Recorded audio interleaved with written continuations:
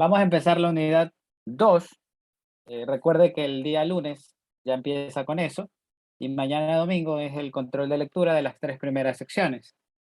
Como tal, hay que aprovecharlo porque son secciones bastante sencillas, entonces sería bueno sacar una buena nota para empezar a agarrar confianza. A ver, la sección 2.1 tiene que ver con tipos y cardinalidades, o sea, vamos a ver, por ejemplo, de acuerdo a la cantidad de elementos, cómo se llaman esos conjuntos y también la manera de representarlo o describir un conjunto como tal. Ya, tendríamos primero esto. Dado que elemento y conjunto constituyen nociones que no admiten definición por ser conceptos primitivos en el campo de las matemáticas. Como tal, cuando a usted le piden que diga qué es un elemento, realmente no existe una manera formal, sino que normalmente tenemos un criterio que es una agrupación, ¿no? Un conjunto es una agrupación de varios elementos que cumplan algún tipo de característica. Ya, usted, por ejemplo, los que van en presencial, ahí tenemos dos grupos bastante claros que todos podemos distinguir. Por ejemplo, el grupo de las mujeres, el grupo de los hombres. Cada uno, pues obviamente, se puede ir para su lado y podemos ver cuáles son esos dos conjuntos. Pero como tal, una definición formal. Usted sabe que en Sport les encanta poner las definiciones.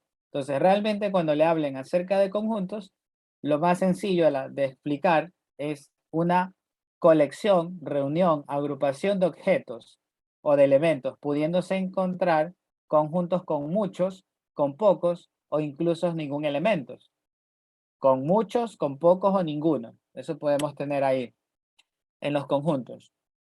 Vamos a plantear aquí unos cuantos ejemplos. A continuación se presentan, por ejemplo, los números enteros, el conjunto de los números enteros. Creo que entendemos, ¿no? A ver, dígame unos cuantos elementos que sean números enteros y que pertenezcan a ese conjunto. A usted le dicen, lánceme elementos de los números enteros. ¿Qué diría usted, por ejemplo?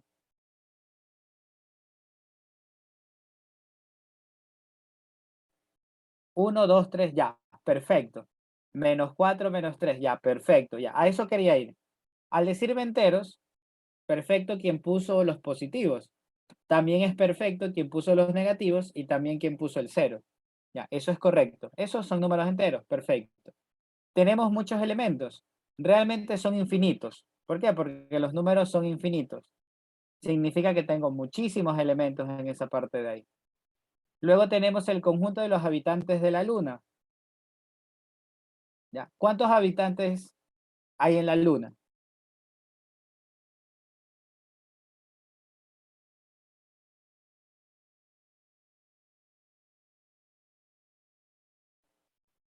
Cero, ¿no? Bueno, partiendo de la idea, ¿no? De que no tiene elementos, ya debe tener cuidado.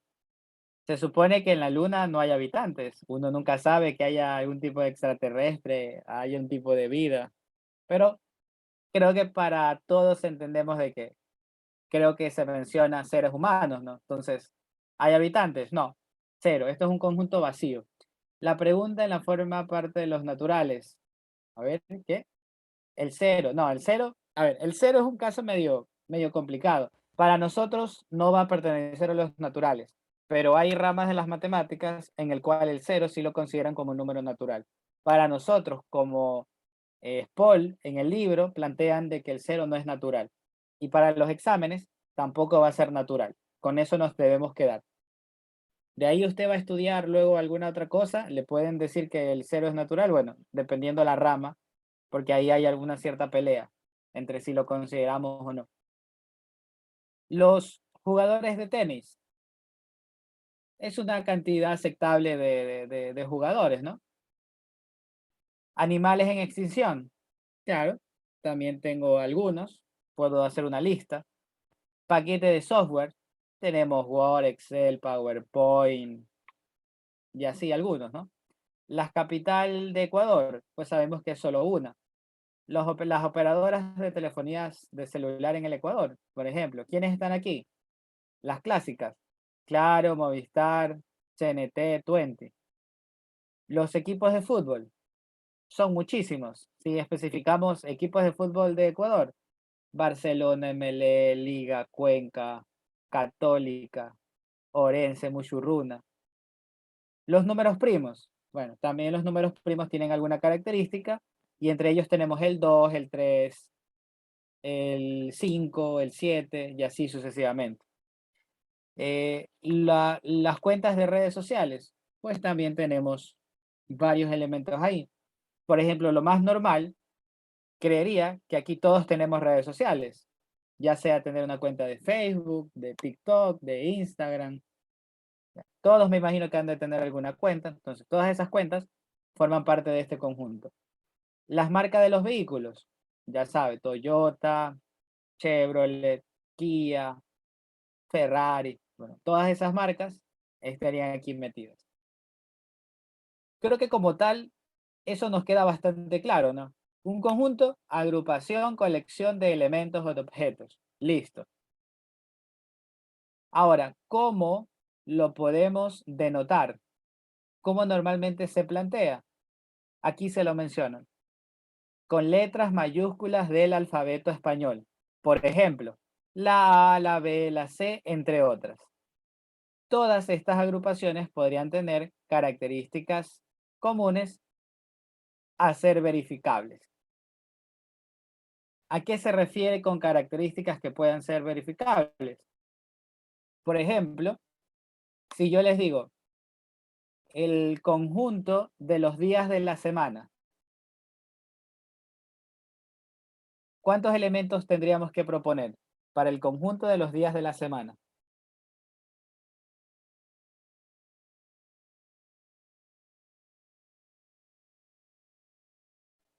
Perfecto, 7, ¿no?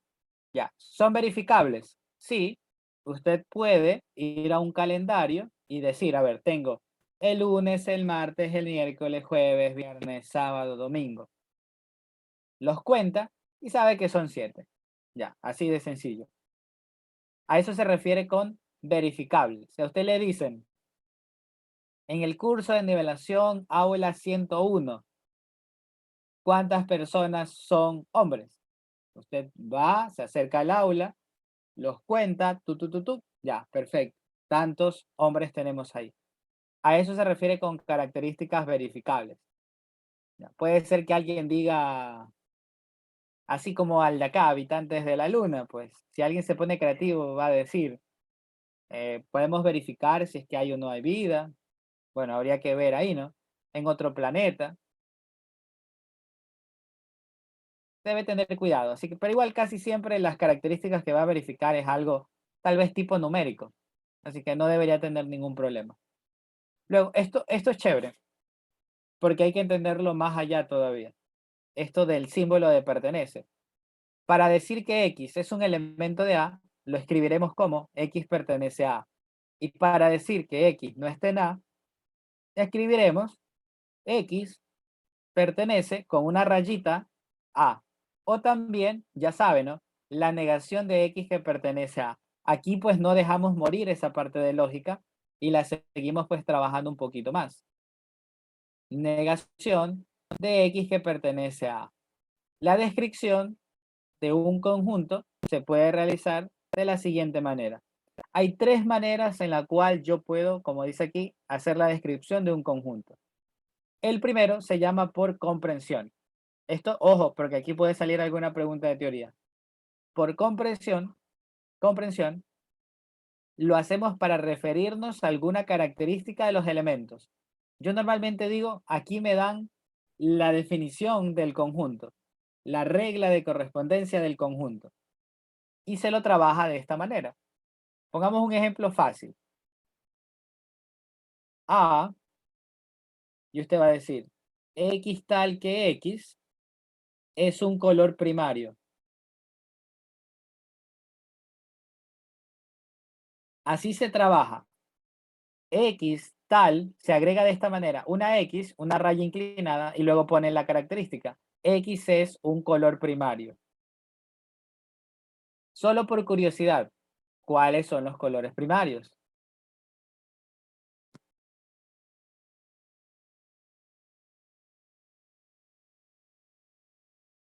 A ver, vamos. ¿Cuáles son los colores primarios?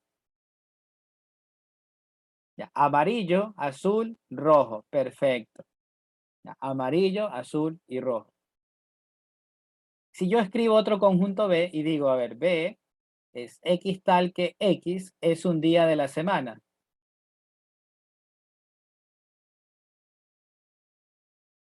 Ya, así. ¿Qué especificamos aquí? Ya lo habíamos dicho antes.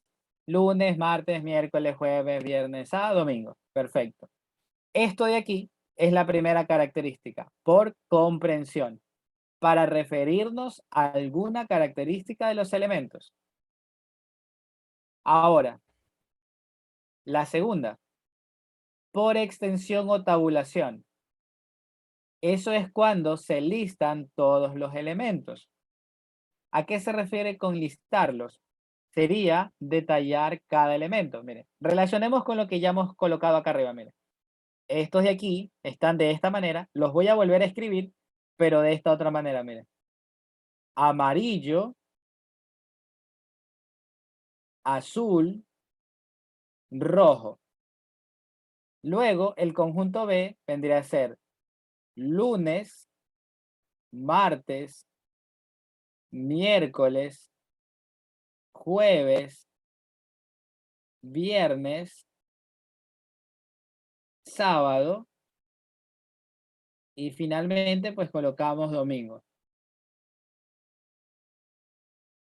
Domingo, así. Eso es extensión o tabulación. A veces le piden tabular el conjunto. ¿A qué se refiere? A detallar todos los elementos, cada uno de los elementos que están en ese conjunto. ¿Ya? Sería de esta manera. Y la tercera forma podría ser lo que se conoce diagrama de Venn. ¿Qué significa esto? Cuando deseo representar al conjunto gráficamente. ¿Sí? Cuando lo hago gráficamente. ¿A qué me refiero? A esto de aquí, ¿ve? Hacemos una figura geométrica que por lo general son círculos.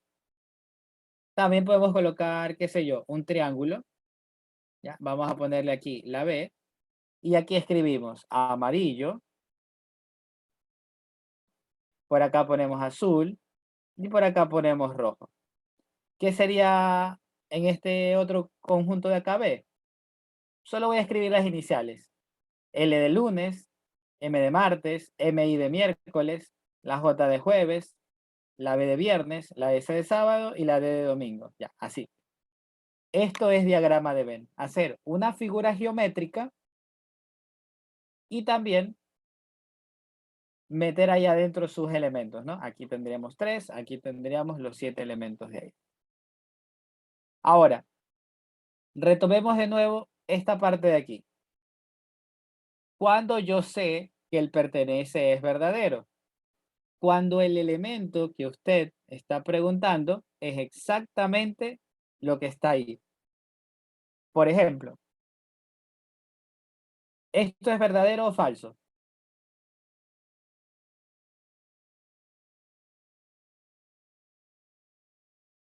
Azul pertenece al conjunto A. ¿El azul está dentro de los colores primarios? Sí, verdadero. Entonces, puede ser que usted lo relacione con lógica y ponga de esta manera. Verdadero. Le pregunto, morado pertenece a verdadero o falso. En este caso es una idea que es falsa porque el morado no está dentro de este conjunto, que a su vez significa que el morado no es un color primario. Si a mí me preguntan esto, verde, así, de A, ¿qué opinan? ¿Cómo se lee esto? El verde no pertenece al conjunto A. El verde no es un color primario, verdadero. ¿Por qué? Porque los colores primarios son solo tres: amarillo, azul, rojo. Perfecto, eso sería verdadero. ¿Ya? A eso se refiere, que el elemento esté ahí. Eso pasa para que el pertenece sea verdadero. En el caso de no estar, ya sabe, falso, falso, falso, falso. Aquí, aprovechando que hay un pequeño espacio, pongamos otro concepto que es importante.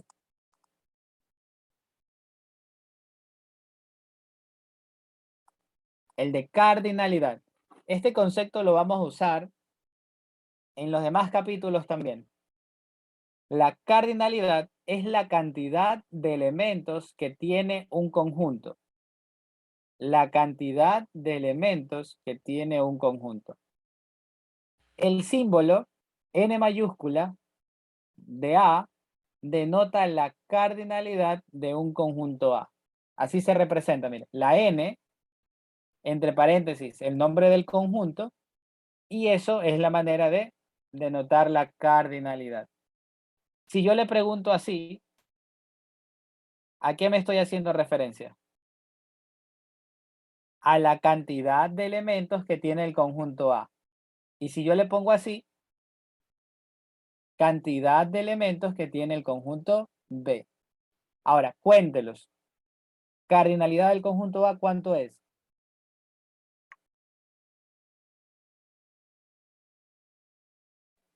3. ¿Por qué 3? Por el amarillo, el azul y rojo. 5. No, cuidado. No, cuidado. Ya, esto sería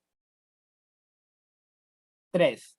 Si la n está en minúscula, en el libro acostumbramos a colocarla con mayúscula. Así que en el examen todo siempre va a estar con mayúscula.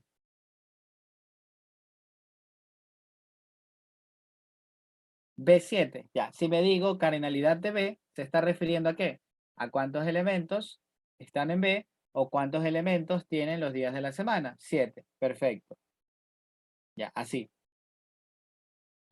Esos son los primeros conceptos que necesito entender bien, ¿sí? Lo que está detrás. De aquí ha de salir alguna preguntita acerca de esta clasificación: comprensión, extensión, diagrama de Venn. Lo de perteneces también suele ser algo bastante importante. Así que tengamos cuidado con esa parte de ahí.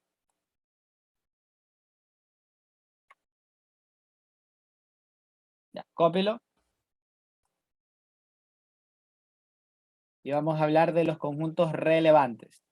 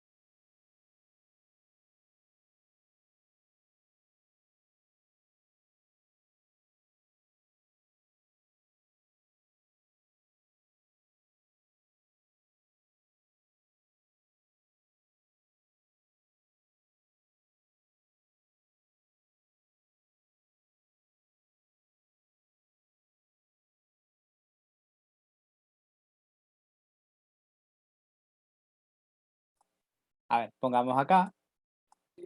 Acuérdese de lo de cardinalidad, que tiene que ver bastante con esto.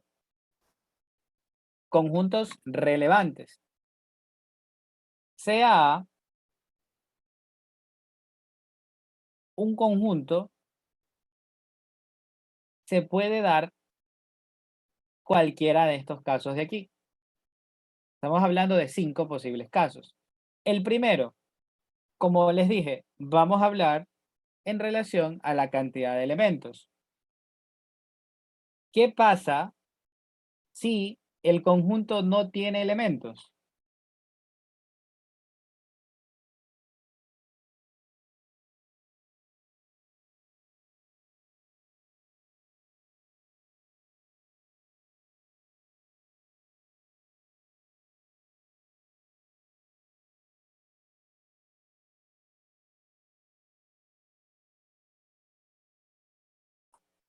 El conjunto vacío, perfecto. Si yo tengo un conjunto que no tiene elementos, eso se llama un conjunto vacío. Y aquí se lo representan de esta manera. Dice, A es vacío si no tiene elementos. El símbolo que se utiliza para representar el conjunto vacío es esta especie de un cero con una rayita inclinada. Eso es vacío. La cardinalidad de A sería igual a cero. Acuérdense que cardinalidad significa el número de elementos. Y si tiene el conjunto vacío, es porque no tenemos elementos. ¿Ya? Eso es importante. Segundo caso, A es unitario si tiene un solo elemento. A ver, entonces, si tenemos conjuntos que tengan un solo elemento, a ese conjunto lo llamamos unitario. Y la cardinalidad de ese conjunto tiene que ser igual a 1. Acá, tercero, A es finito si tiene una cantidad finita de elementos. Esto es básicamente lo que siempre trabajamos. Un conjunto finito, aquel que puedo contar cuántos elementos tiene, una cantidad finita de elementos. Los ejemplos que colocamos son finitos. Cuando planteamos el conjunto A, que X tal que X era un conjunto primario, yo puedo contar esos elementos. Eran 3, es un conjunto finito. Si yo defino B, que era X tal que X es un día de la semana, hablábamos de 7. ¿Los 7 lo puedo contar? Sí. Por ende, un conjunto finito. A es infinito si no tiene una cantidad finita de elementos o posee una cantidad extremadamente grande de ellos. Se puede leer, se puede detallar sus elementos, se puede tabular sus elementos. De esa manera puede asimilarlo. Un conjunto finito es aquel que puede tabular sus elementos. Un conjunto infinito es aquel que tiene una cantidad extremadamente grande de elementos. Por decirlo de una manera, si lo quiere relacionar, tiene una cantidad infinita de elementos, también sería aceptado. Por ejemplo, la idea de los números enteros. Bueno, sabemos de que existen enteros negativos, el cero, y enteros positivos. En enteros positivos tengo infinitos números. Así que esa es la idea que está detrás de un conjunto infinito. Cuando no tiene una cantidad finita de elementos o tiene una cantidad extremadamente grande de elementos. A es referencial o universo. Aquí nosotros le vamos a llamar conjunto referencial. A veces del colegio o de la escuela vienen con la idea del conjunto universo. No está mal, es lo mismo, pero aquí ya vamos a trabajar con la palabra referencial. Y es nada más y nada menos que cuando se tiene todos los elementos que se desean considerar en un problema, discurso o tema sin pretender contener todo lo que no interesa en el problema. ¿Ya? ¿A qué se refiere? De que para el conjunto referencial solamente voy a tener aquellos elementos que se relacionen en algún tipo de problema, discurso o tema. Por ejemplo, si yo digo X tal que X es un estudiante ecuatoriano de la costa, tiene sentido que yo en el referencial ponga estudiantes de Quito, ponga estudiantes de Cuenca, ponga estudiantes de Riobamba. No, ¿verdad? ¿Por qué? Porque la característica del conjunto es que sean estudiantes de la región de la costa. Por ende, los elementos o el referencial que debo considerar tendrían que ser elementos que sean de la costa o estudiantes que sean de la costa. No tiene sentido agarrar de la sierra, de la Amazonía y así. Sería un conjunto, si tiene sentido, sería porque el referencial no está en esos elementos. A ver, si tiene sentido, dice, pero sería un conjunto vacío. Lo que pasa es que podemos probar alguna característica. O sea, en el referencial pasa esto, mira. Hágase la idea que esto es Ecuador. Ya, hágase la idea que esto es Ecuador. y este es el conjunto de los estudiantes de la costa. A lo que se refiere es que no es que está mal que yo trabaje con otros estudiantes, pero no quiero tener como que bastantes elementos sin sentido. Entonces, preferiblemente trabajamos con estos elementos o con la menor cantidad de elementos. No me interesa estar como que lleno de elementos que no interesen al problema. Pero no se olvide, a eso le llamamos conjunto referencial. Y se trabaja de esta manera, mire. La RE, el símbolo que se utiliza para representar a este conjunto es la R mayúscula con la E, re. Ese es el conjunto referencial.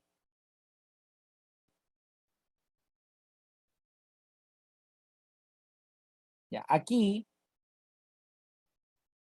voy a poner este ejemplo porque a veces se marean un poco.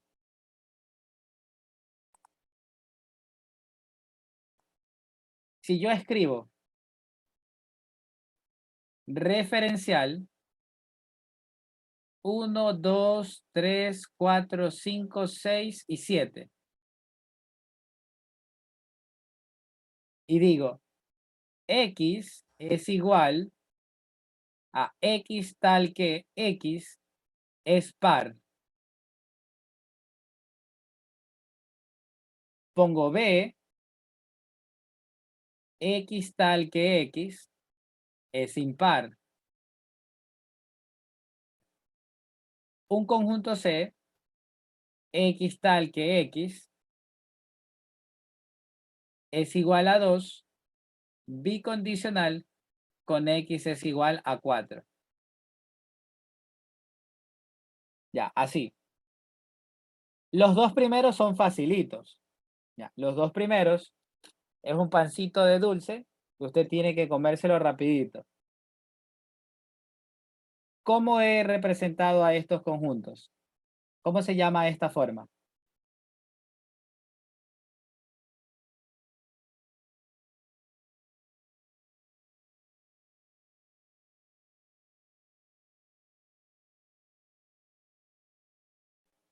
Eso, se llama comprensión. ¿Y qué es eso de ahí? Dar la característica del conjunto.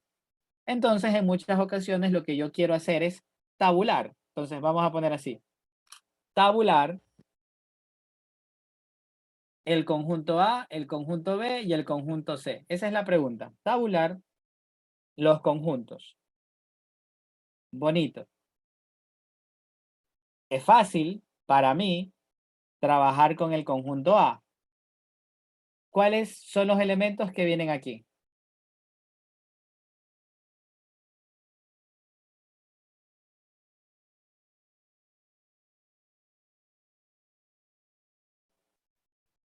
Los números pares son el 2, el 4 y el 6.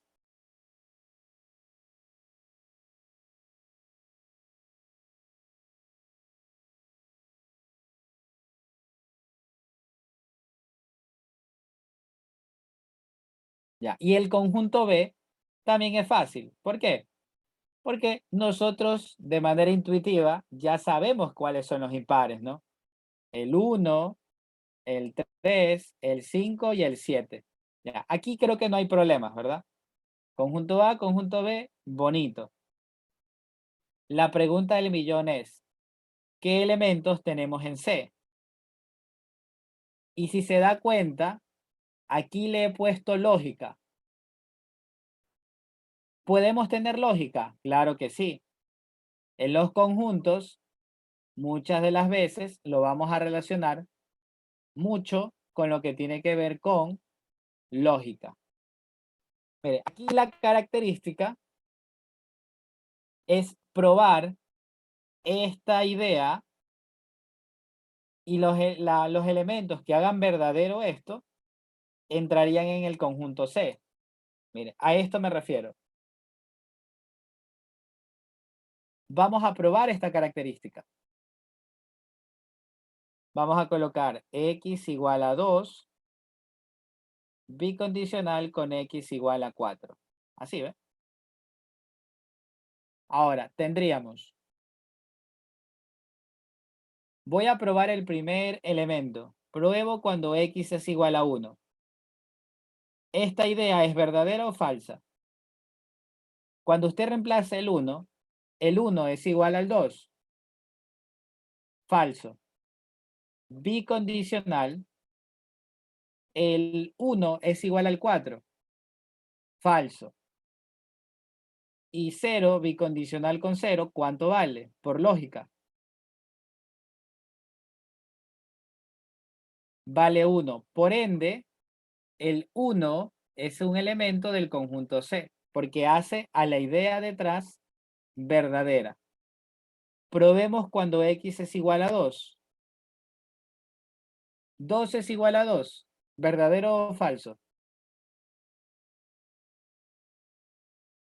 Verdadero. Bicondicional, aquí. ¿Qué es esto?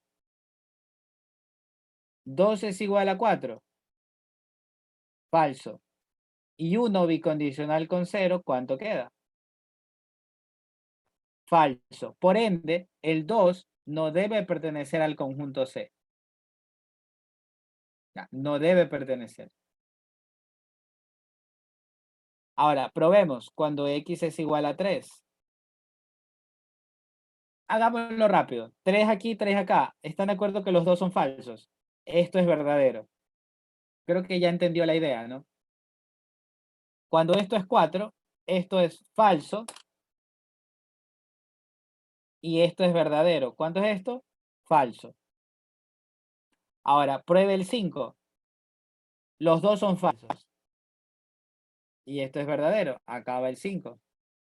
Pruebe el 6. 0 bicondicional con 0 también es verdadero. Por ende, el 6 también va acá. Y finalmente probamos el 7.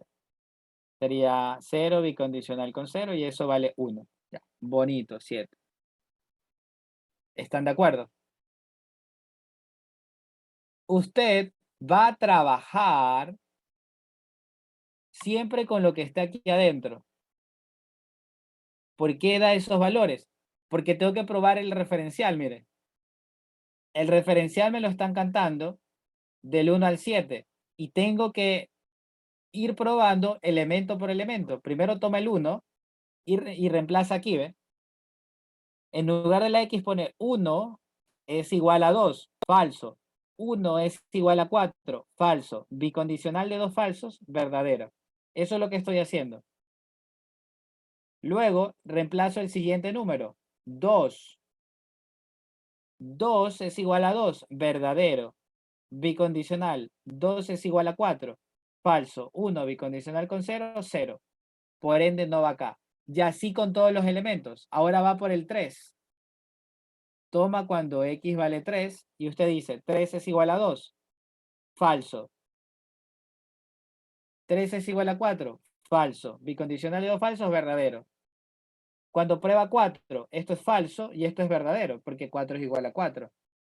Y eso sería 0 bicondicional con 1, 0. Y de ahí sucesivamente hasta terminar con el 7, que es el último elemento del referencial. Por eso trabajamos de esa manera. Y adentro puedo tener más cosas, puedo tener condicionales, conjunciones, lo que sea, pero mientras yo reemplace los elementos del referencial y todo lo que me quede verdadero, esos elementos forman parte del conjunto que me están haciendo la especificación. Así de sencillo.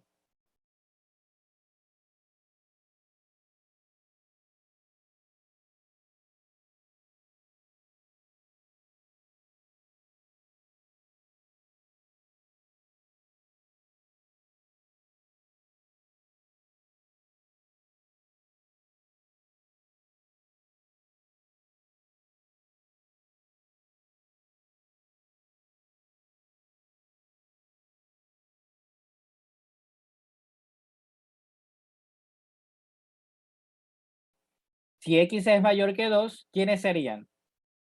Si le dicen d x tal que x es mayor que el 2, ¿qué elementos serían? El 3, el 4, el 5, el 6, el 7. Ya, esos. No importa la característica mientras usted lo resuelva, ¿no? ¿Qué números son mayores que el 2? Tanto. ¿Cuáles son tanto? ¿Cuántos son impares? Tanto. Ya, eso. Resuelve y al final le salen los elementos.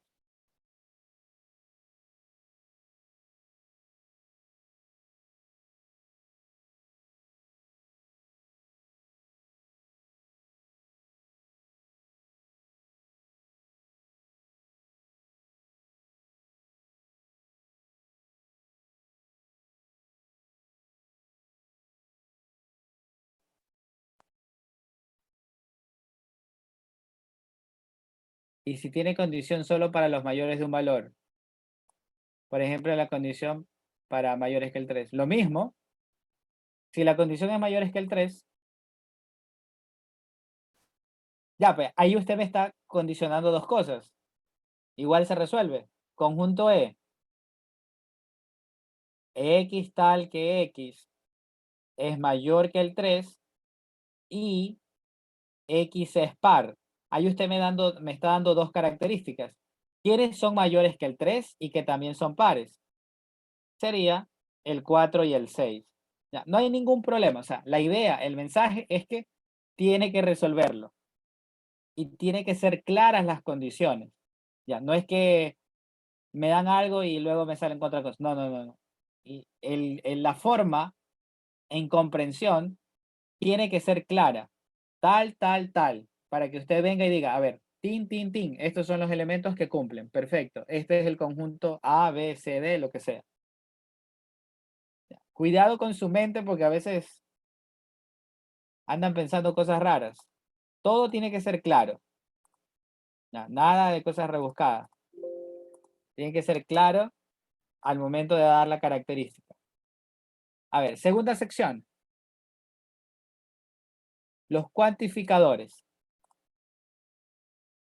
¿Qué pasa con los cuantificadores? Ya, estamos de acuerdo de que yo esto lo puedo calificar.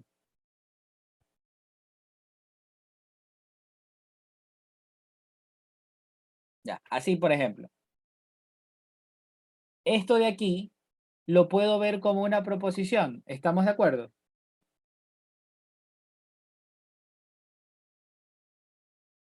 Ya, y esto es una proposición falsa. Si yo le digo 2 al cuadrado es igual a 4, esto también lo puedo ver como una proposición, que en este caso es verdadera.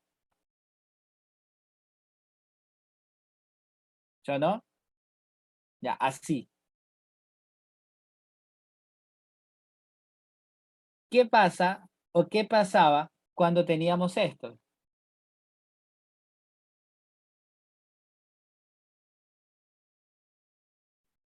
Esto lo podíamos calificar. No, ¿verdad? ¿Por qué? Porque en la parte de lógica decíamos de que no era proposición por el hecho de que esa incógnita no me permitía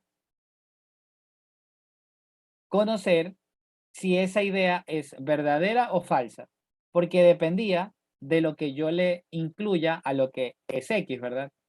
Si yo le metía un valor en X, esto puede ser verdadero o falso. Si yo le meto otro valor, puede ser que cambie.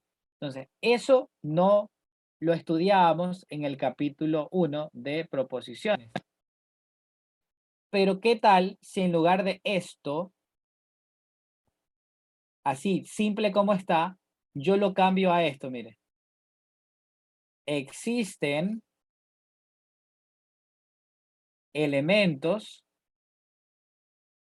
X que cumplen que X más 2 es igual a 5. Si toda esta idea yo la veo como una sola cosa, a lo que yo he escrito aquí, ¿lo podemos calificar? ¿Sí o no?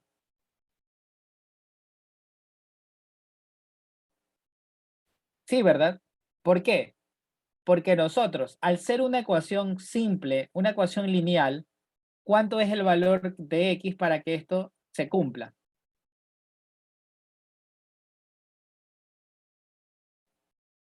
El 3, perfecto. Entonces, ¿están de acuerdo de que es verdad de que existen elementos que me permitan resolver esto? Sí, ya. En este caso, esto se convierte en una idea verdadera.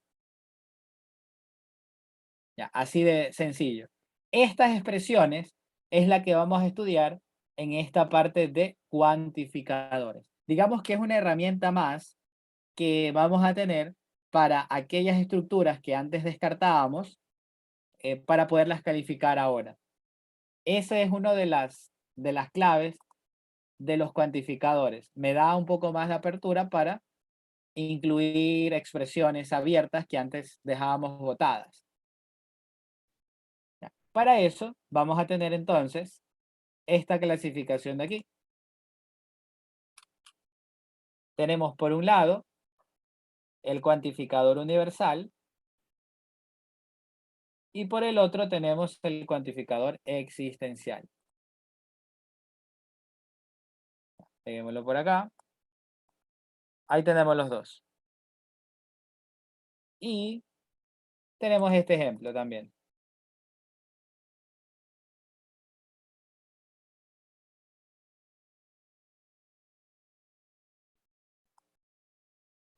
Perfecto. Mire, ¿qué le dicen acerca del cuantificador universal? Le dice, es cualquier expresión de la forma para todo, todo, para cada, y constituye en el lenguaje formal un cuantificador universal y se simboliza por medio de esto que está aquí. Ya. Normalmente uno le dice A al revés, ya, para que se acuerde. Ojo, solo para que se acuerde. Cuidado, le va a decir al profesor la A al revés y lo va a mirar raro.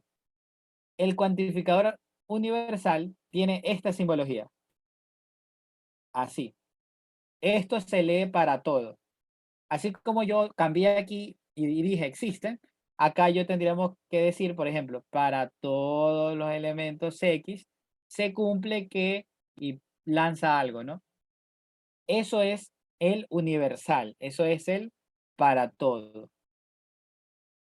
En cambio, las expresiones de la forma existe, algún, algunos, por lo menos uno, basta que uno, constituyen el lenguaje formal un cuantificador existencial y se simboliza por medio de esto que está aquí.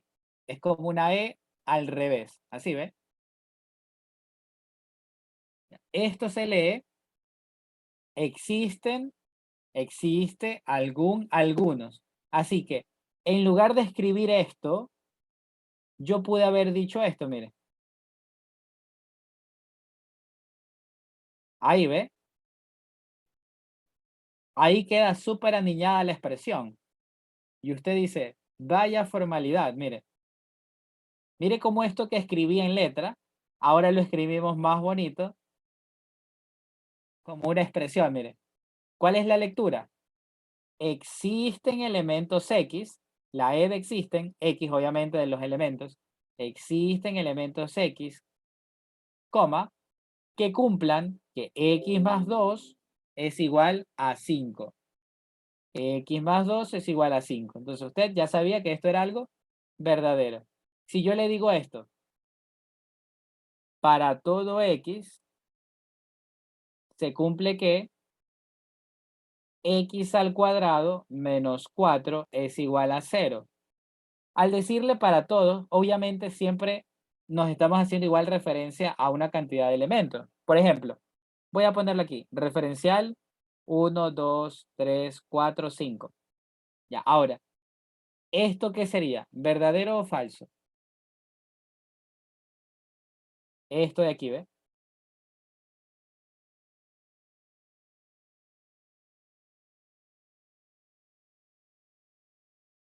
Eso es falso, perfecto. Porque la lectura, ¿cuál sería? Existen, no, ahí digo existen. Para todos los elementos se cumple que x al cuadrado menos 4 es igual a 0. Eso es falso. Para el 1 no se cumple. Ya, aquí viene en parte también eso de como, ok, este es el contraejemplo. ¿Se acuerda de las partes de demostración? Esto es falso, ¿por qué? Porque el 1 no cumple. 1 al cuadrado, puede escribirlo aquí. 1 al cuadrado menos 4 es igual a 0. No. 1 menos 4 es igual a 0. No. Menos 3 es diferente de 0. Por ende, esto es una idea falsa. Ya, así se trabaja. Momentáneamente. Porque lo que me interesaría es un concepto más allá todavía, que es el concepto de predicados, que eso es una idea muy importante y tal vez nueva para la mayoría. ¿Ya? Pero por ahora, los cuantificadores son esas expresiones que me permiten validar expresiones abiertas que antes olvidábamos. Tenemos un caso especial en el cuantificador existencial. Aquí abajito le dicen, es posible encontrar la expresión y le ponen la E, un signo de admiración y luego le ponen la X, la cual se denota la existencia de caso único para X. Así que, entre comillas, esto significa solo un elemento o elemento único. Ya, cuando usted vea la E sorprendida, solo un elemento. A eso se está haciendo referencia. Si es que no le dan ese signo de admiración, significa existen, ¿no? Es el original. Ya, sin ningún tipo de problema. Ya, hasta ahí. Todo bien, todo claro, todo bonito.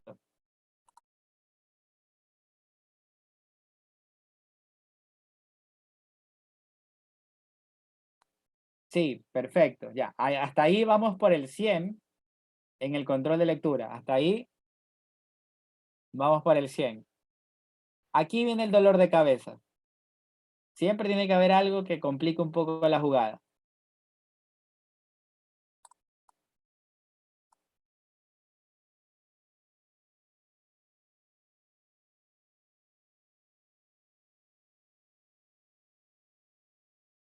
Para algunos, la E sola. La E sola es el existencial, el clásico. La E sola. Si la E está sorprendida, elemento único. Así que la diferencia es el signo de admiración, básicamente.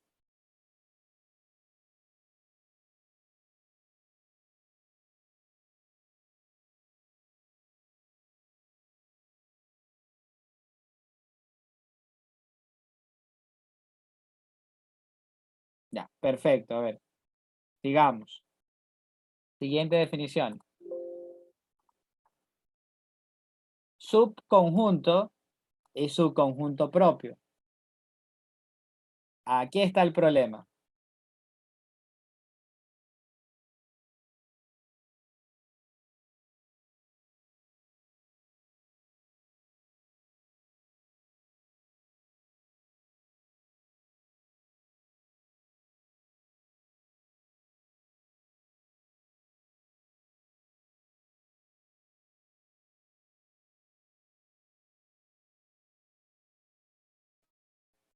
A ver, tenemos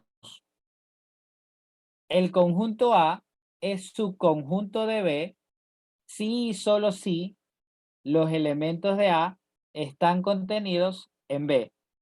Simbólicamente, este concepto se representa por medio de esta definición de aquí. A subconjunto de B equivalente, mire, equivalencia lógica. Seguimos usando cosas de lógica.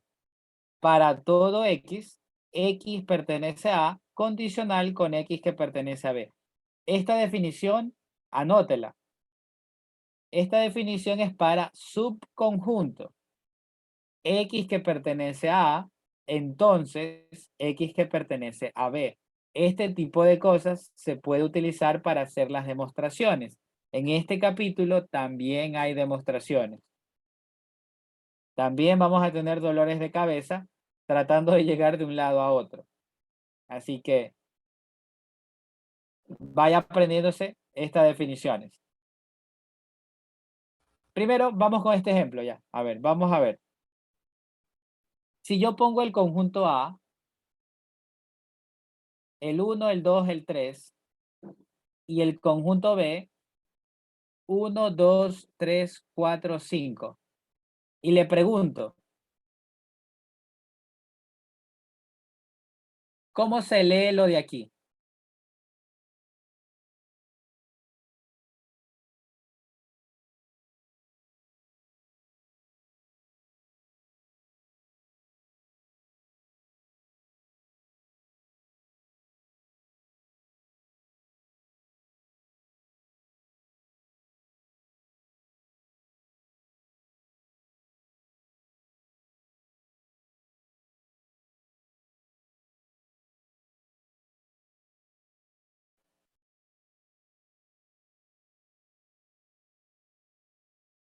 Ya, ahí sí se tomaron literal la definición.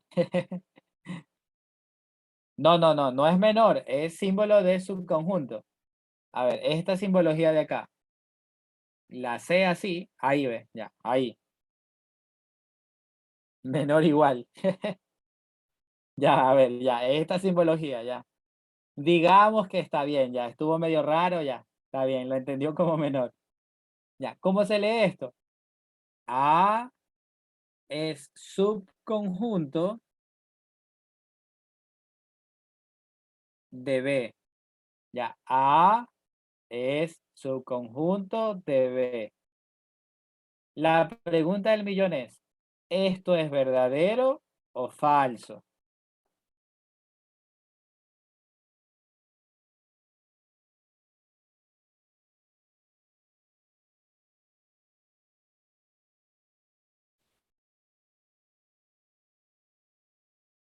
Ya, eso es verdadero. Ahora, la pregunta es, ¿por qué es verdadero?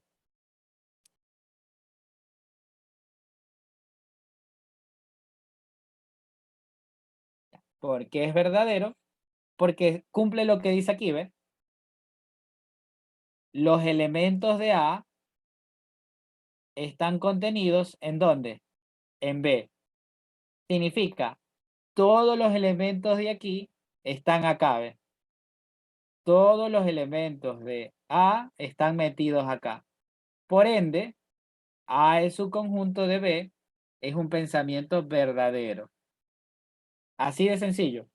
Mire que aquí está todo, esa es la clave.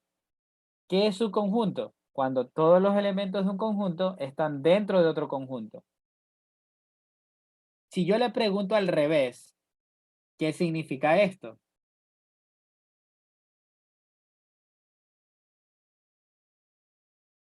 B es subconjunto de A. Y usted va a decir, ok, todos los elementos de B están dentro de A. No. Por ende, esta idea es falsa. Y claro, ¿por qué es falso? Porque el 4 y el 5 no están dentro de A. Eso de aquí se conoce como subconjunto.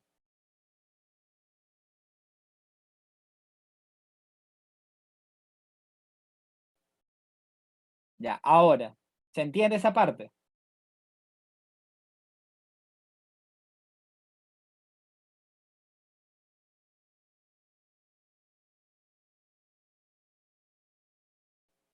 Y si me ponen el 1 entre llave es subconjunto de B, es verdadero. A ver, si le colocan esto, ¿es verdadero o falso? Claro que es verdadero. ¿Por qué? Porque este elemento 1 está aquí, ¿ves? Es verdadero.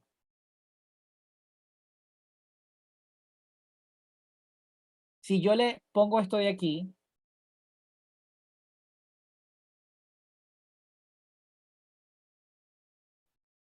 ¿qué opinan?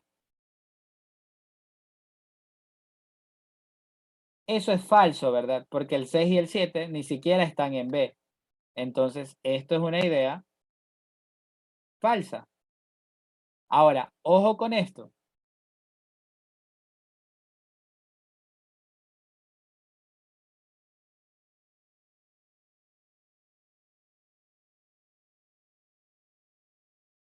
¿Qué opinan?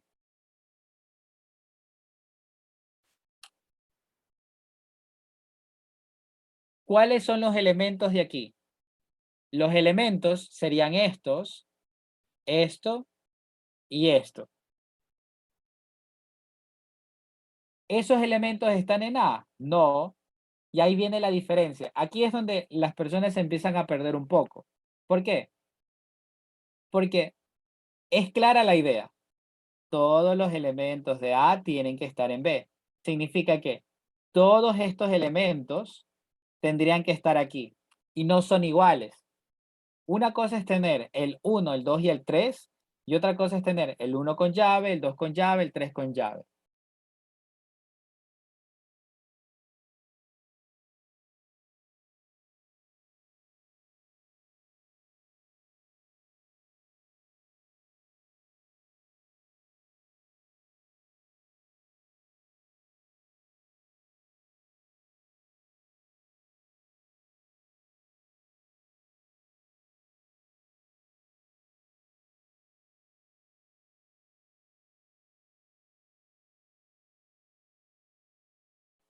¿Ya? Entonces, como no es así, esta idea, ¿qué sería? Recontra que falsa. ¿Ya? Hay que tener cuidado. Al principio es fácil, pero ya cuando me colocan muchas cosas como que uno me empieza a marearse, pero el concepto es claro. Esto que encerré es todo lo que usted tiene que aprenderse. Para que el subconjunto se cumpla, los elementos de un conjunto deben estar dentro del otro. Listo. Eso es todo. Ahora, el otro tipo de subconjunto es el subconjunto propio. Y a mí me gusta hacer esta analogía con el mayor y el mayor igual. ¿Ya? Mire, ¿qué le dicen aquí? Si A es subconjunto de B, esto, pero B no es subconjunto de A, o sea, esto de aquí, se dice que A es subconjunto propio de B, lo cual se representa por, y aquí le plantean la equivalencia, mire. A subconjunto de B es lo mismo que decir que A es subconjunto de B y la negación de B subconjunto de A. Significa una cosa. Si yo digo A subconjunto propio de B, es que A está dentro de B, pero que B no puede estar dentro de A. A eso se refiere. En el fondo, lo que yo voy a pensar es que esto se va a cumplir cuando los conjuntos sean diferentes. A esto se refiere, mire. Cuando A está dentro de B, pero que B no está dentro de A, significa que los conjuntos deben ser diferentes. Y cuidado, ojo con esto. Si yo le digo que el conjunto A es el 1, el 2 y el 3, el conjunto B es 1, 2, 3, 4 y 5, A es su conjunto de B, ¿verdadero o falso?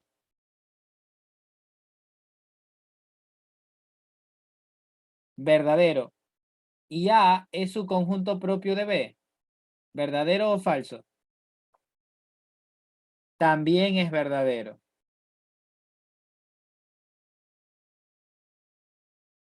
Ojo, que viene lo peligroso.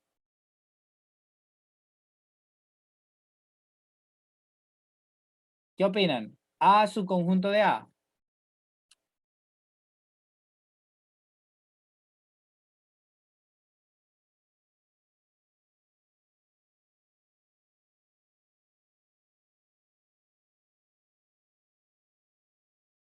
Esto es verdadero.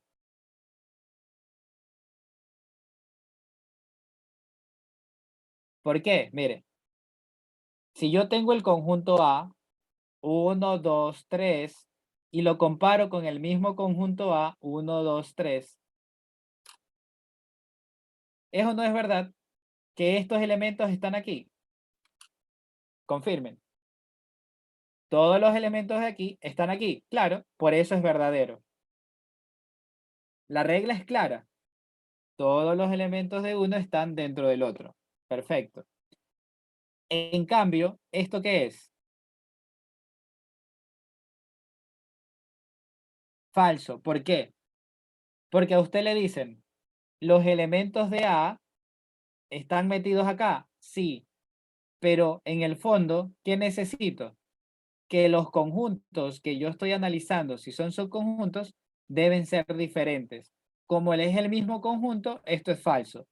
Prácticamente se está cumpliendo la primera parte, pero no se está cumpliendo la segunda. Ya, esa es la idea, mire. A está dentro de B, sí, pero B no debe estar dentro de A. Y como son iguales, esto está dentro de esto, pero también esto está dentro de esto. Ahí está la diferencia. ¿Se fija?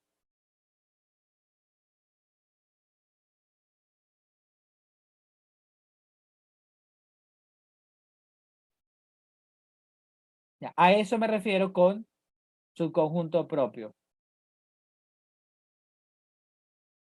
Repita, aquí está. Aquí está todo.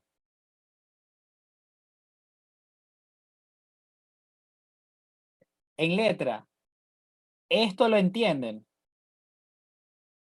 A debe estar, o pongámoslo así, porque esa interpretación luego los marea. A, o todos los elementos de A,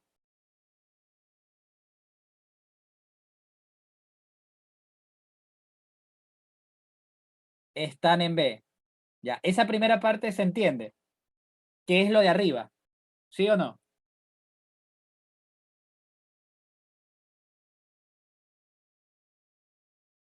Lo que le vamos a agregar es esta otra condición de aquí. Y los elementos de B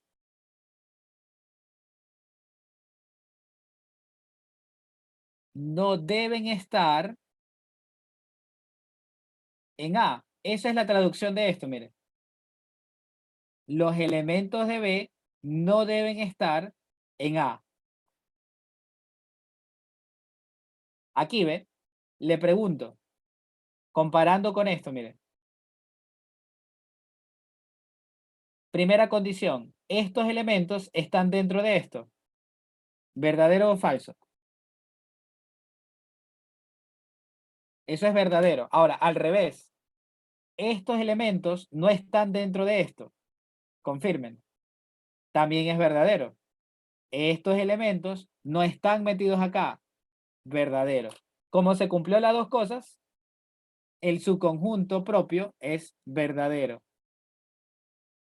En cambio, cuando yo hago A subconjunto propio de A, mire, estos elementos están dentro de esto.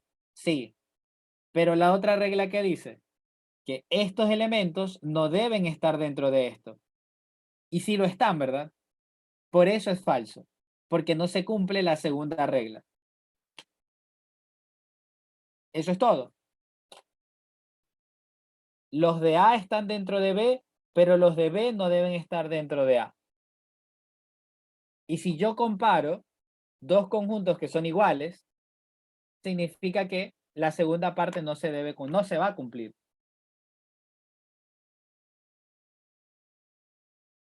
Claro, se tienen que cumplir las dos reglas para hacer su conjunto propio. Ya, su conjunto propio.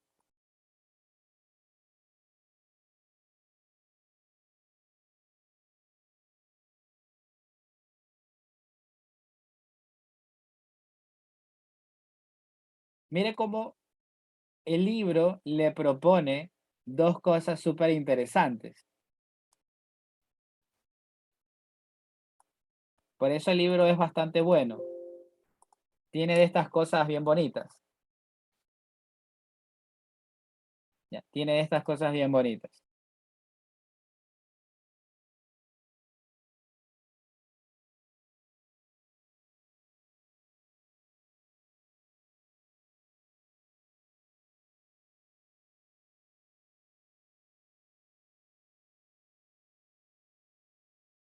La proposición X pertenece a vacío es falsa. Mire, esto es falso. ¿Por qué? Porque esto significa X pertenece al vacío. Y es falso porque el vacío no tiene elementos. Así, la idea X pertenece al vacío es una idea que es falsa. ¿Por qué? Porque el vacío no tiene elementos. ¿Ya? Y aquí se lo dice, porque no existen elementos que pertenezcan al conjunto vacío. Adicionalmente, la forma proposicional 0 condicional con P es siempre tautología. Le dicen que tengas algo falso condicional con P va a dar como resultado siempre algo verdadero. Y eso es correcto. ¿Por qué? Porque al tener P, yo tengo dos caminos. Que el valor de P sea 1 o que el valor de P sea 0. Y usted va a tener 0 condicional con 1, 1, y 0 condicional con 0 es 1 también. Por ende, usted va a entender que 0 condicional con P es siempre verdadero. Por ende, siempre es una tautología. Conceptos de lógica. Sin importar el valor de verdad de la variable proposicional P, con lo cual podemos concluir que, y mire lo que ellos hacen, en lugar de colocar P y en lugar de colocar falso, usted va a colocar así, ¿ve? El falso lo cambiamos por esta idea, X que pertenezca al vacío. Condicional, esta idea lo cambiamos por cualquier elemento que pertenezca al conjunto A. Ya, si usted tiene un conjunto A cualquiera y tiene elementos, esto sería verdadero. Y eso es equivalente a verdadero. ¿Y esto qué es? La definición de subconjunto. Lo voy a pegar acá por si acaso no lo recuerde.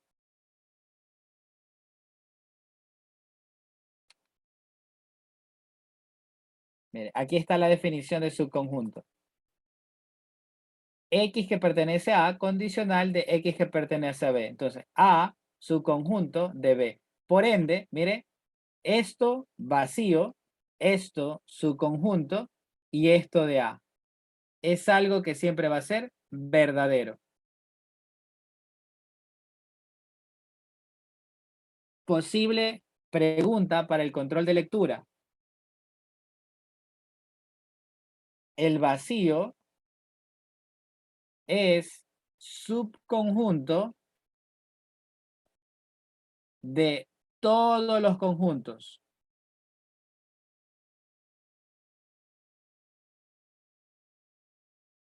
El vacío es subconjunto de cualquier conjunto.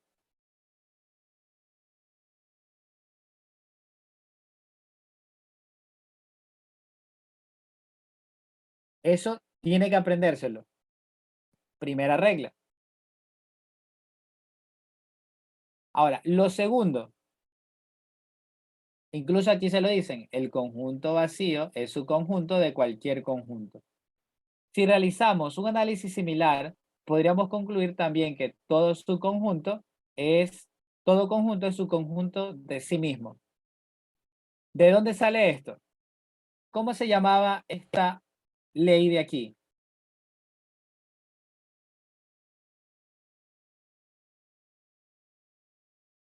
Creo que ni bola le paraban. Véanla en la hojita de implicaciones. ¿Cómo se llamaba? Eso, se llamaba trivial. ¿Están de acuerdo de que si esto es una implicación lógica, es porque P condicional con P es siempre verdadero? Ah, vamos a ponerle P. P condicional con P es siempre verdadero. Ahora lo que yo voy a hacer es esto, miren.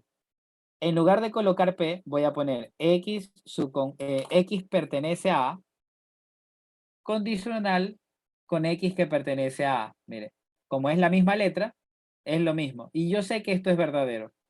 Aplicamos definición de su conjunto y me queda que A es su conjunto de A. Y eso siempre es verdadero. Otro concepto súper clave. Todo conjunto es su conjunto de sí mismo. Y también el conjunto vacío es su conjunto de cualquier conjunto. Estas vainas son siempre verdaderas. Lo podemos usar como proposición en las demostraciones. Es que eso vamos a utilizarlo en las demostraciones. De esa manera vamos a trabajar. X pertenece a tal conjunto.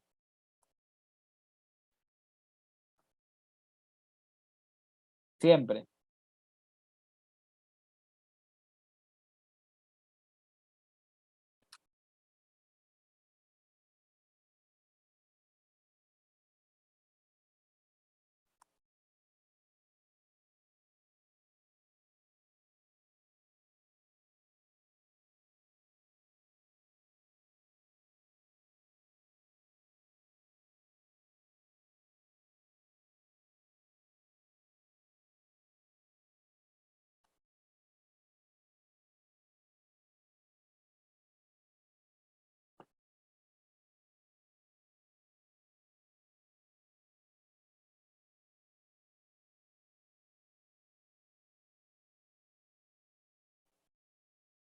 ¿Ya? Entonces, eso es clave. Eso le suelen preguntar a veces.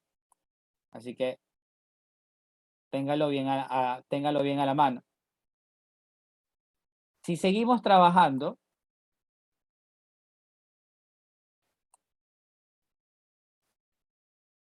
ya, si seguimos trabajando con los subconjuntos, aparece un conjunto que le vamos a llamar potencia.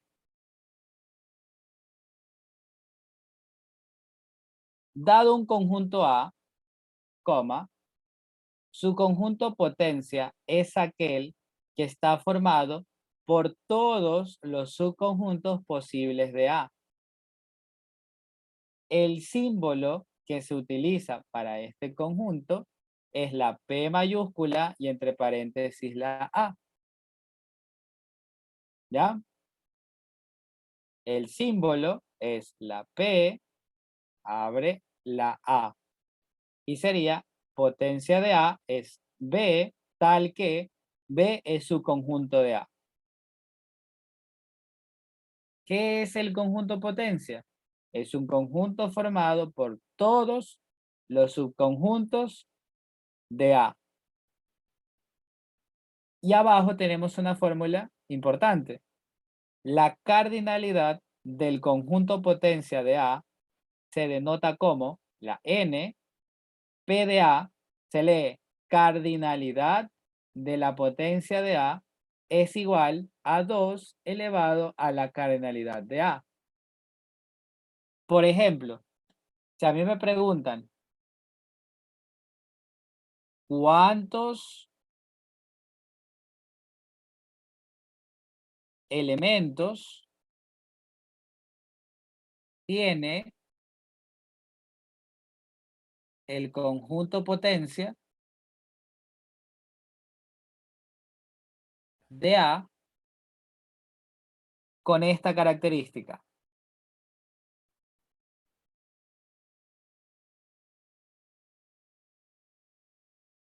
¿Cuántos elementos tiene el conjunto potencia de A? Y A es A, B y C.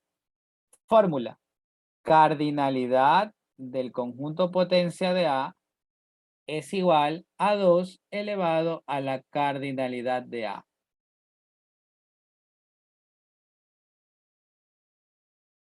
Por ende, esto va a ser igual a 2 elevado a la 3, porque son 3 elementos que tengo aquí, y al resolverlo será igual a 8. 2 a la 3 es igual a 8.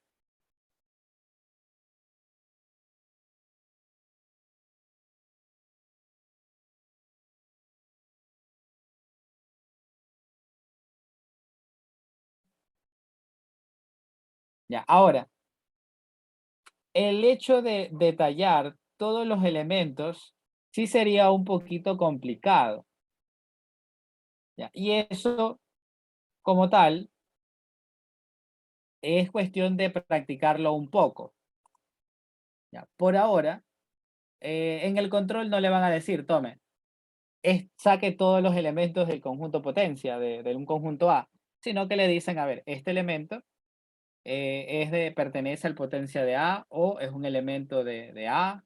Varias preguntas sobre pertenece. Y aquí viene esto de aquí, ¿ve? Quiero que tenga en mente esta secuencia. Primero es elemento.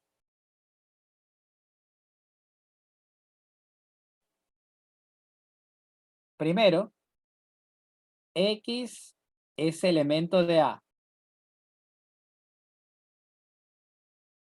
Ya, eso es lo primero.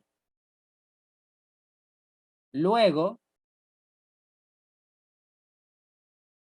X entre llaves es subconjunto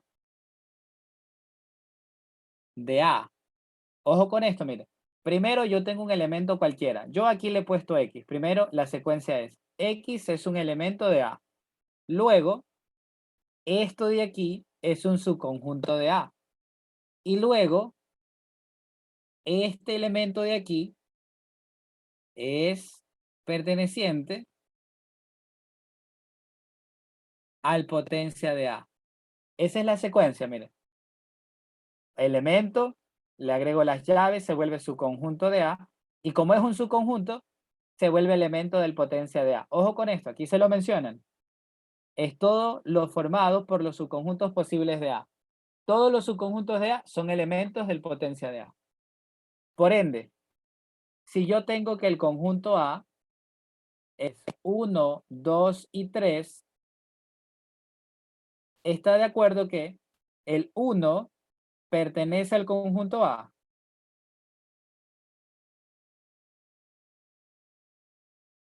Claro, es un nuevo conjunto.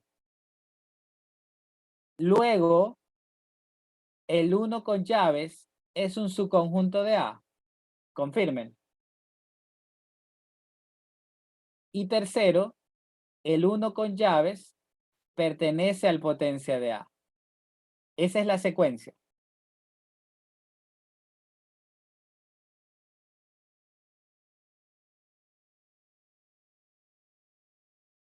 Vamos otro más. ¿Están de acuerdo que el 2 y el 3 pertenecen al conjunto A? Luego sigue que el 2, 3 con llaves es su conjunto de A. Y luego sigue que el 2, 3 con llaves pertenece al potencia de A.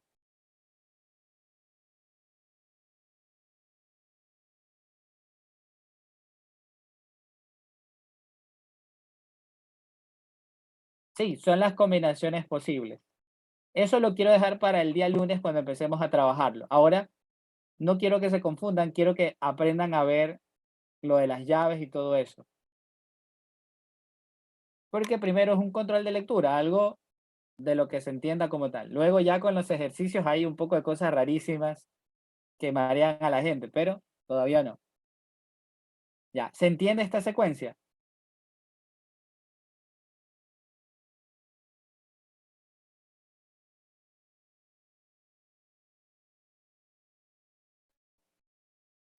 El orden no importa. Ya, el orden en los conjuntos no importa por si acaso. Usted puede colocar los elementos como quiera, igual no pasa nada.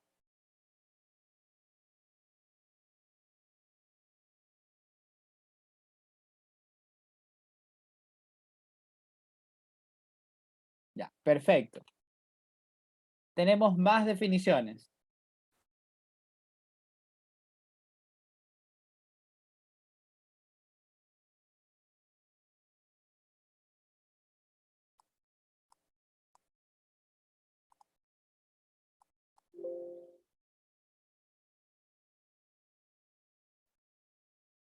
Mire, tenemos la igualdad entre conjuntos. Justamente ahora viene lo que usted mencionaba sobre el orden. Dos conjuntos A y B son iguales si y solo si tienen los mismos elementos. Es decir, ambos conjuntos se contienen mutuamente. ¿A qué se refiere? Que A tiene todos los elementos de B y que B tiene todos los elementos de A. Están contenidos mutuamente. Simbólicamente, este concepto representa esto de aquí, ¿ves? A igual a B es equivalente a decir que A es un subconjunto de B y B es un subconjunto de A.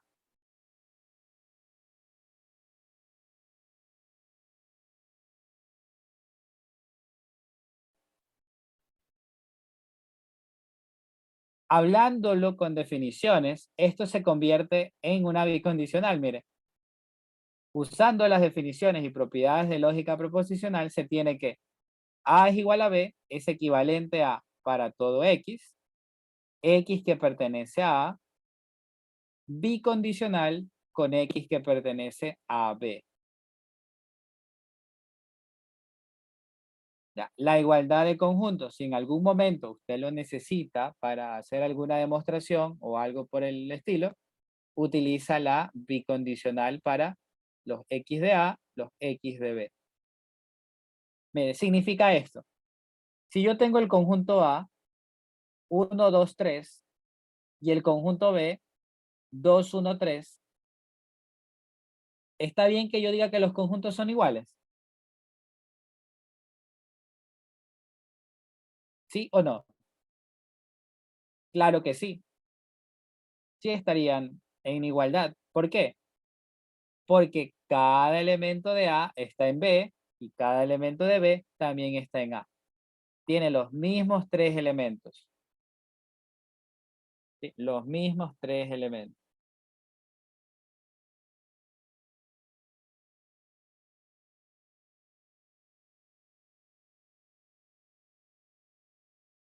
Otro concepto más.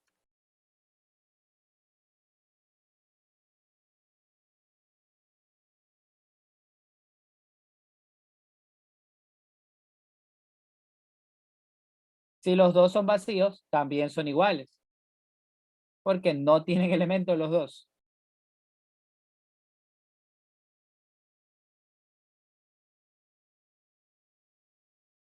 Conjuntos disjuntos o intersecantes. ¿Qué tenemos? Si el conjunto A y B son disjuntos, si y solo si no tienen elementos en común. Gráficamente, usted lo puede ver mejor. Dos conjuntos que son disjuntos son conjuntos que están divorciados y sin hijos. Cada uno está por su lado. Mire, este es el conjunto A y este es el conjunto B. Nada en común, no tienen nada ahí que ver el uno con el otro. A y B son disjuntos cuando no tienen elementos en común. Intersecantes, sí, solo sí, tienen al menos un elemento en común. Significa que tienen elementos repetidos entre ambos conjuntos. O se puede decir que tienen intersección. Entonces, intersecantes, estamos hablando de este tipo de conjuntos. ¿Ya? Aquellos elementos que presentan una intersección. Elementos en común por el momento. Pero ya justamente después de esto, vamos a tener la parte de las operaciones, así que ya lo vamos a definir que es una intersección. Pero intersecantes que tienen elementos en común.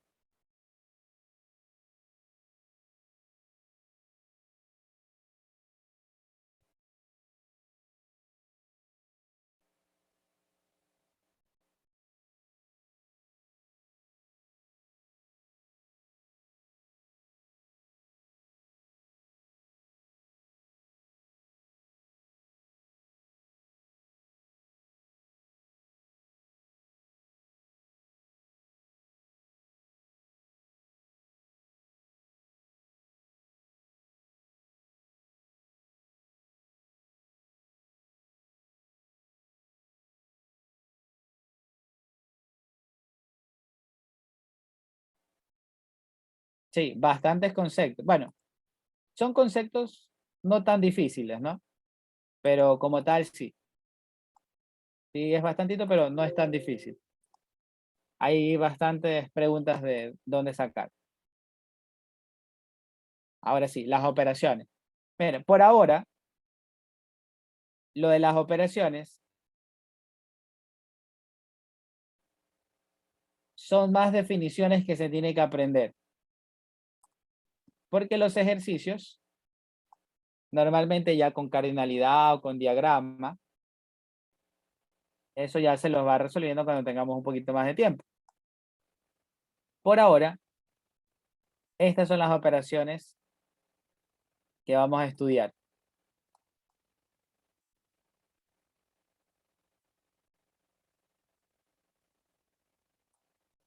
Pongamos las dos primeras.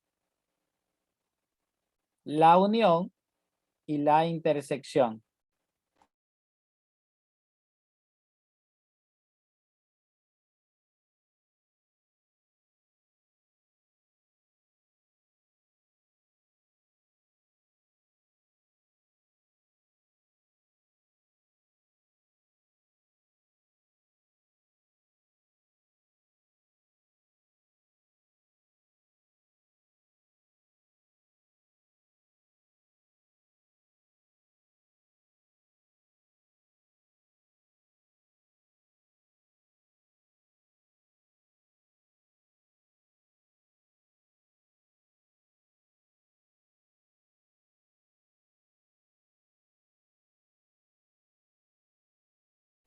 A ver, la primera, la unión de conjuntos. ¿Todos han visto operaciones de conjuntos alguna vez en su vida?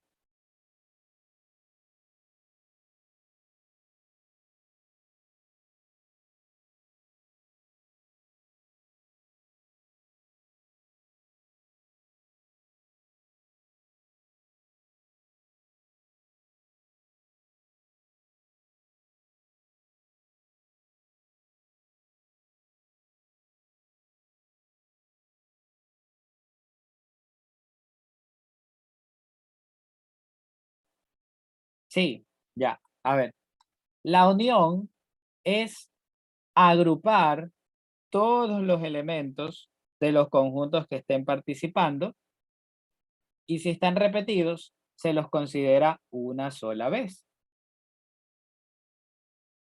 De tal manera que en diagrama de Venn, si yo lo quisiera representar, mire, tenemos un referencial que es este rectángulo, tenemos el círculo del conjunto A, el círculo del conjunto B, y para representar la unión sería pintar todo lo que está en A, todo lo que está en B. Y a manera de definición, ojo, lo que quiero que se aprenda es esto. La unión se representa con la U. Y a manera de definición, usted lo va a trabajar con la B, con la disyunción. Así ve. Como que es la misma idea. Aquí tenemos una disyunción inclusiva.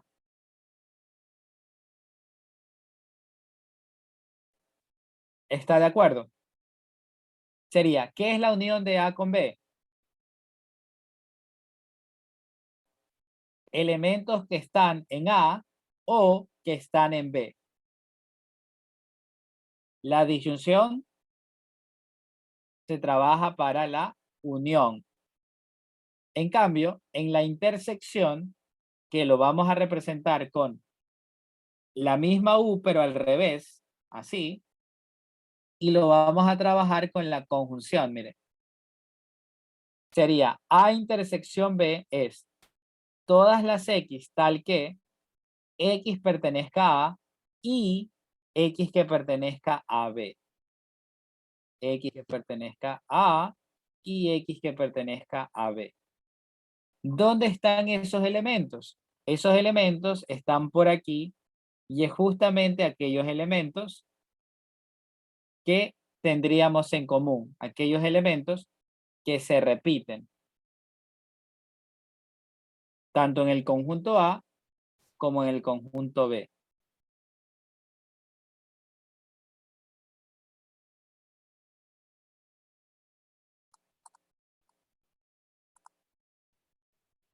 Aquí creo que no, a ver, déjame ver. Ya, sí entra, a ver, mira. Diferencia y la otra operación, diferencia simétrica.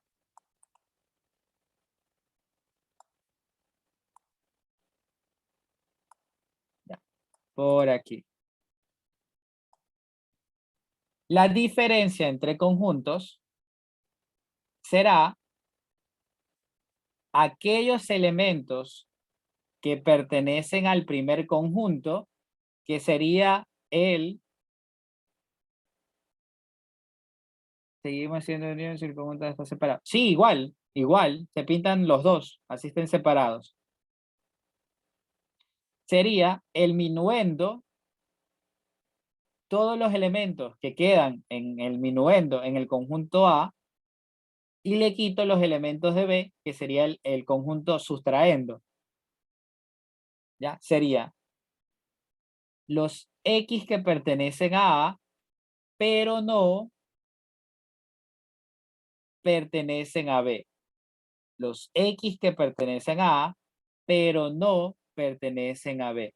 En ese caso, se pinta esta especie de luna que solamente están elementos que pertenecen al conjunto A. Así de sencillo.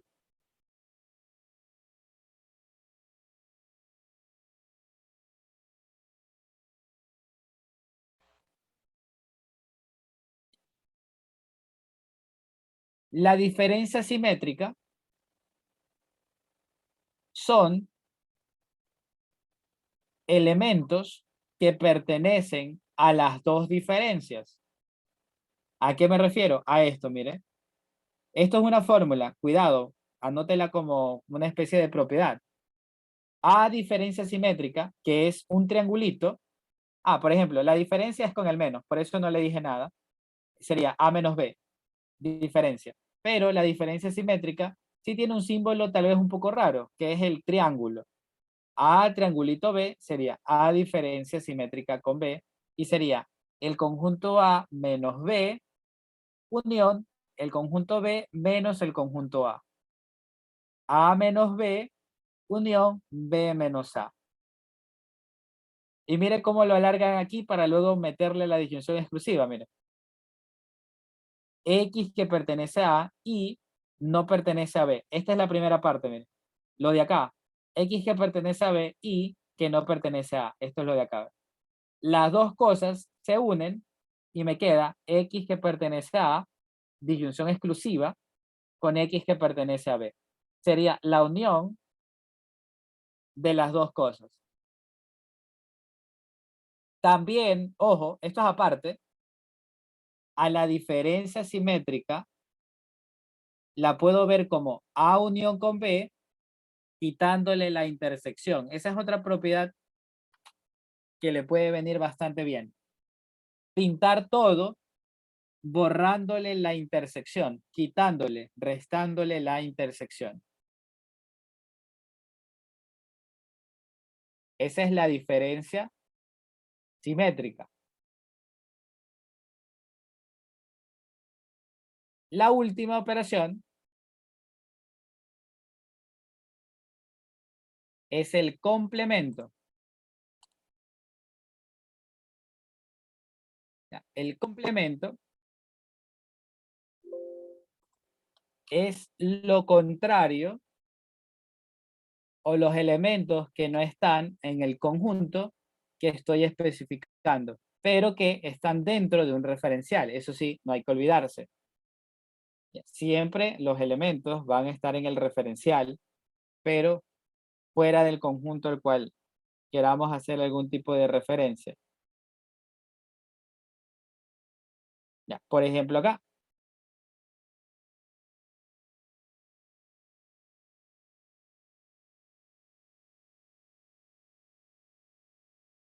Si este círculo es A, el complemento es lo que está por fuera de A. Mire. El conjunto A, el complemento de A es lo que está por fuera del conjunto. ¿Se fija?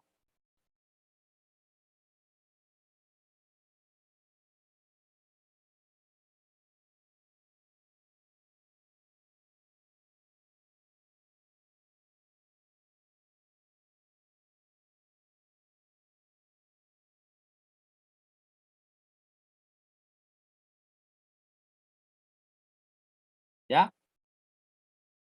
Ahora, pongamos un ejemplo para hacer la operación con los elementos, ¿ya? Para que más o menos se vayan acordando. Si yo defino un referencial 1, 2, 3, 4, 5, 6, 7 y pongo un conjunto A, 1, 2, 3, un conjunto B, 3, 4, 5. Le pregunto, ¿cuál es el conjunto A complemento? Si el conjunto A es 1, 2, 3, ¿quién es el conjunto A complemento?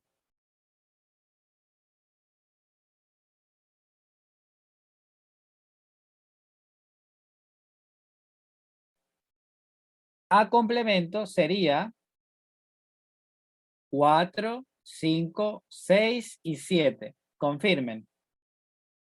Por ahí leo 6, 7. Cuidado, no, 6, 7 no.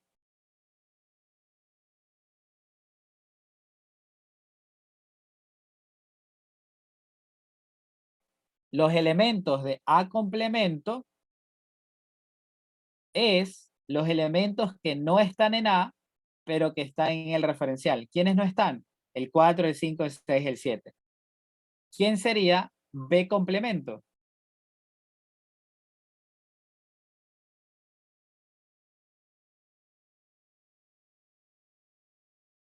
1, el 2, el 6 y el 7. Perfecto. Le pregunto, ¿quién es A unión con B?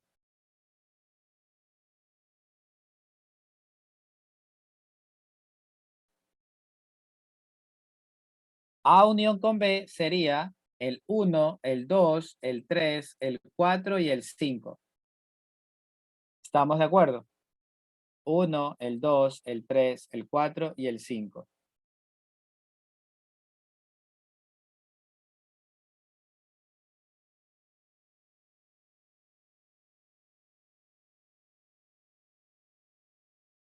¿Quién sería A intersección con la B? La intersección es el elemento que se repita. En este caso, ¿cuál se repite? Pues el 3, el tresito. Le pregunto, ¿cuánto es A menos B? Cuidado con lo que responde, piénselo bien.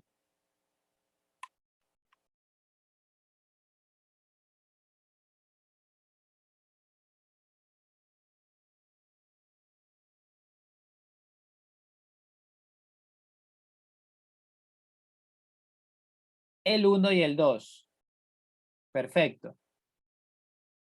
Al conjunto A le quita el conjunto B. Le quita los elementos que estén en B. Le tiene que quitar el 3 porque está aquí. El 4 no se lo puede quitar y el 5 tampoco. Así que me quedaría el 1 y el 2. Si a mí me preguntan B menos A, ¿cuál debe ser la respuesta? El 4 y el 5. Los elementos de B, quitándole los que están repetidos, le quito el 3. Queda 4, 5. Si yo le digo diferencia simétrica entre los dos conjuntos, ¿cuánto sería?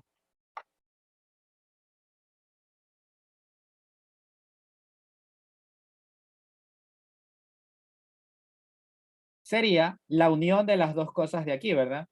El 1, el 2, el 4 y el 5. El 1, el 2, el 4, el 5.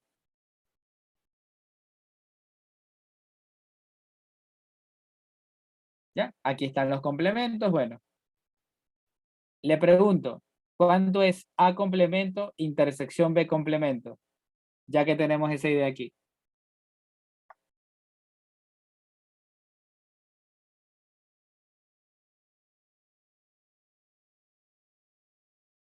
El 6 y el 7, ¿verdad? Ya, perfecto. Ya, y así, puedo hacer operaciones teniendo en consideración eso, o gráficamente como se lo ha visto por acá. Podré repetirlo así, ya, la diferencia simétrica es esto, anótelo. A diferencia simétrica con B es A menos B unión B menos A. ¿Cuánto es este conjunto? El 1 con el 2. Unión, ¿cuánto es este conjunto? B menos A. El 4 con el 5. La unión, 1, 2, 4, 5.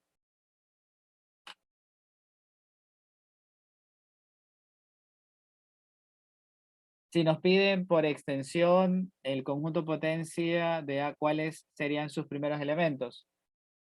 Tiene que hacer el vacío, bueno, sacar todos los subconjuntos como tal, pero no va a escribir nada, o sea, tendría que elegir. Es mejor que los diferencie de a poco y de ahí pues ya los tiene. Por ahora no va a tabularlos como tal, porque usted no sube nada, usted solo elige. Así que por ahora, entre comillas, está un poco salvado. Entre comillas, ¿no? Porque todo puede pasar, pero empieza por el vacío, tomar de a uno, tomar de a dos y así sucesivamente hasta sacar todos.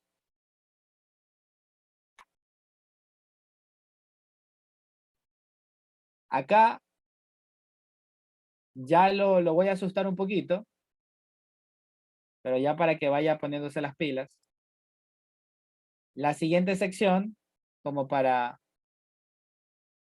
no perder la costumbre, propiedades de las operaciones entre conjuntos. Y tiene que aprenderse toda esta tabla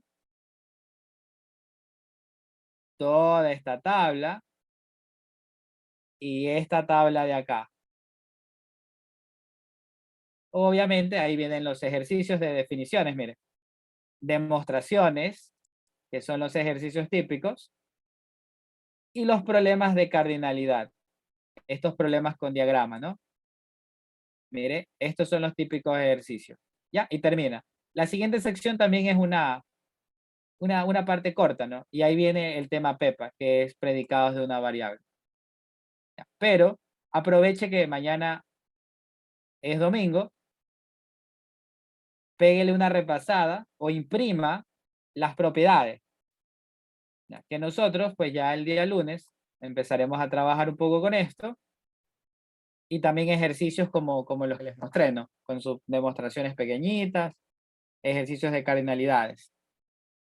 Son similares a las de lógica, sí.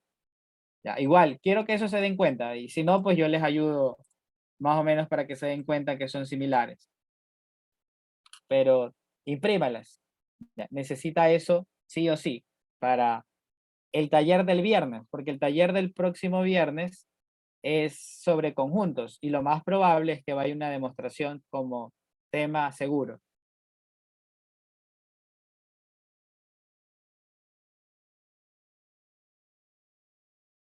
Ya, bueno, con eso terminamos las preguntas del control para mañana. No se olviden, todos lo rinden a las 7 de la noche. Cuidado, a alguien se le pasa el tiempo y no hace el control.